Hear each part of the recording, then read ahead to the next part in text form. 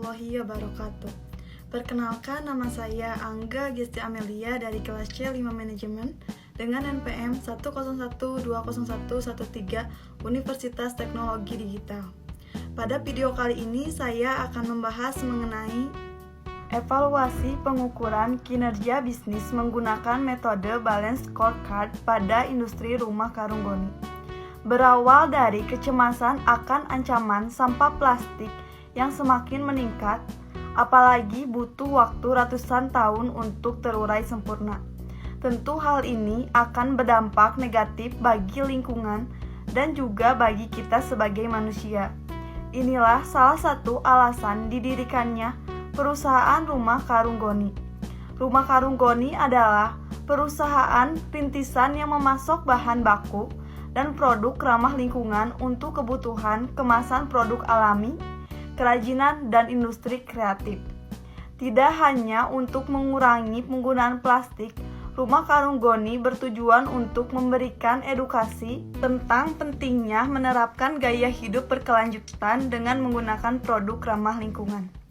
Maka dari itu, ada beberapa aspek yang akan saya bahas. Yang pertama, aspek pertumbuhan dan perkembangan manajemen sumber daya.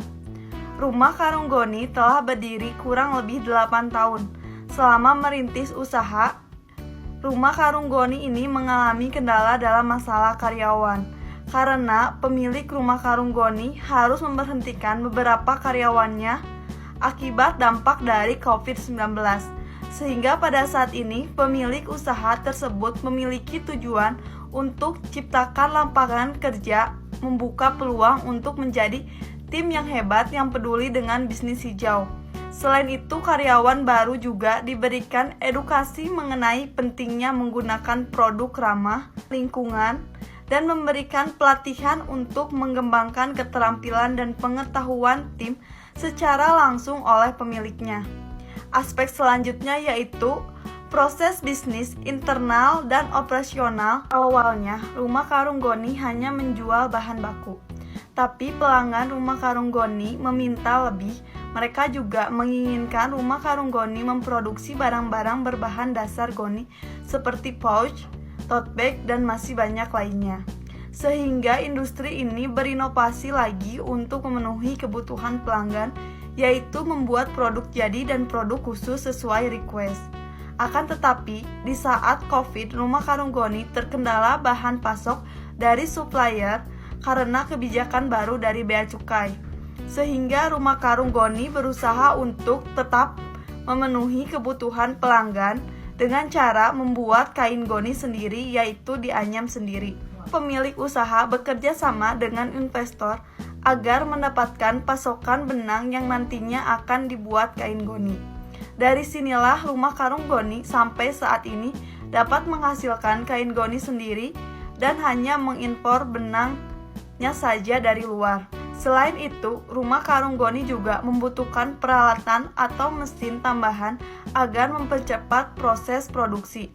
Aspek terakhir yaitu aspek pelanggan dalam manajemen pemasaran. Dari yang sudah dipaparkan di awal, bahwasannya Rumah Karung Goni pada awalnya hanya menjual bahan baku saja, yaitu berupa kain goni yang dijual secara langsung tanpa diolah.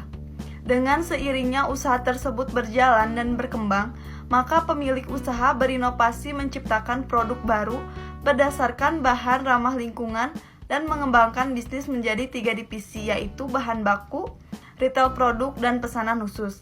Retail produk atau produk eceran yaitu Rumah Karung Goni berinovasi membuat tas, sepatu, aksesoris, dan lainnya.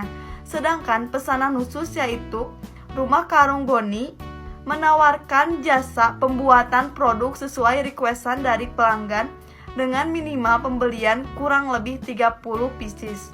Selain itu, Rumah Karung Goni juga dipasarkan secara offline dan online. Untuk offline-nya bisa datang langsung di store yang berada di Bandung dan di Jakarta. Sedangkan untuk online-nya bisa ditemui lewat Instagram, Shopee, web, dan lainnya yang bernama Rumah Karung Goni.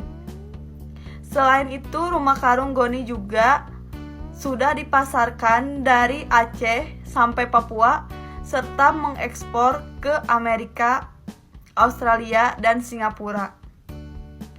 Mungkin sekian hasil dari analisis mengenai beberapa aspek yang ada di Rumah Kandung Goni. Mohon maaf bila ada kesalahan. Terima kasih telah menonton video ini.